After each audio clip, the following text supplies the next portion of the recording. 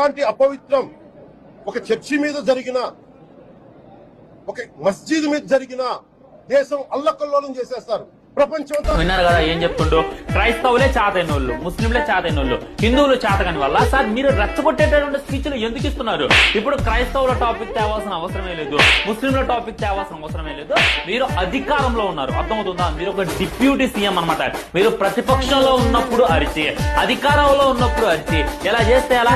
ఇంకేదో దీక్ష అంట. ఈ దీక్ష నాకు అర్థం కావట్లా, కానీ దీక్ష చేయడం వల్ల ఏంది లాభం? ఓకే, దీక్ష చేయడం వల్ల ఆ వెంకన్న స్వామి క్షమిస్తనేమో. నిజంగా వెంకన్న స్వామి క్షమిస్తారన్నా, ఆ వెంకన్న స్వామి శాంతి పడాలన్నా, ఆయన ఆనందించాలన్నా చేయాల్సింది ఏంటి?